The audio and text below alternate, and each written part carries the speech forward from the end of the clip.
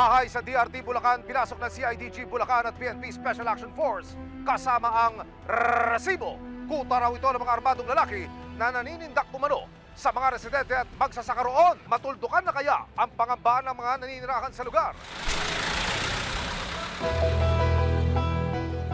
December 2024, nakatanggap ang Bulacan Philippine National Police Criminal Investigation and Detection Group ng reklamo tungkol sa isang barak sa gitna ng bundok.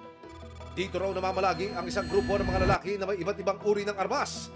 Nakapanayam ng resibo ang nagsampa ng reklamo na si Mario. Di niya tunay na pangalan. Hiniling niya na itago ang kanyang pagkakakilanlan para raw sa kanyang seguridad.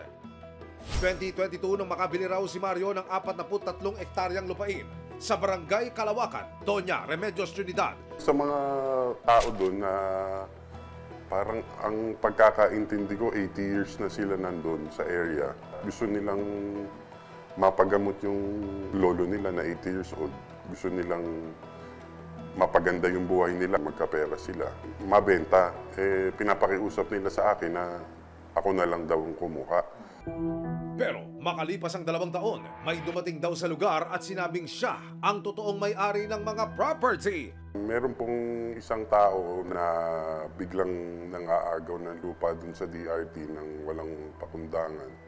Tinatakot yung mga residente. Bigla na lang sila naglagay ng mga gwardya. Bigla sila nagtayo ng mga kubo. Medyo natakot kasi natakot kami lahat kasi puro armado yung mga tao. Kaya lumapit kami sa barangay pero naintindihan naman namin yung barangay kasi ang hawak lang nila mga batuta lang, yung ano lang. Wala silang arma.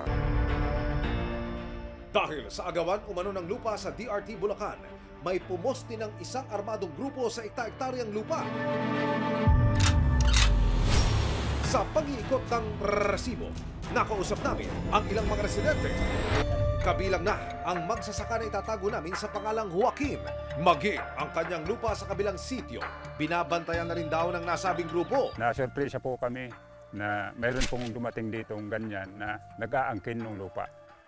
Napalob na po yung aming pwesto roon sa sinasakop. Halos 5 dekada ng magsasaka ng mga gulay at prutas si Joaquin.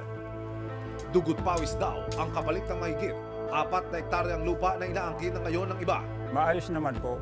Bagamat kami po mahirap lang. Sabi ko nga po, dala lang po ng pagtatsaga, nakakaraos naman po kahit paano yung pang-araw-araw po. Ipinakita niya sa resibo ang isang dokumento mula sa barangay. Nakasaad dito na siya ang claimant ng lupa mula pa noong 1976 at taong 2000. Ayon sa barangay, marami na raw residente ang humingi ng tulong dahil pinapaalis na umano sila sa matagal na nilang tinirahang mga lupa. Lumapit sa akin yung mga tao at magpatulong nga. Yung mga farmers na yon, mga kasamaan namin doon, sa DNR na kami laging pumupunta para nga doon maiayos na yung mga kalupaan. May mga barangay certification yan nagpapatunay na sila yung nakaposisyon doon sa area na yun. Hanggang ngayon po, ginagawa pa ng DNR kung sino yung tunay. Sinubukan ng resibo na makakuha ng mga kasagutan mula sa DENR Region 3. Pero wala raw maaaring magbigay ng anumang impormasyon o panayam sa aming programa.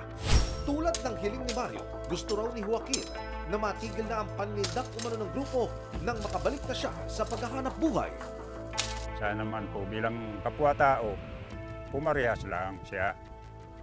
Kasi po kami, bagamat mahihirap lang kami, tao pa naman po kami. Maraming salamat sa panonood, mga kapuso. Para masundan ang mga reklamong nasolusyonan ng resibo, mag-subscribe lamang sa GMA Public Affairs YouTube channel.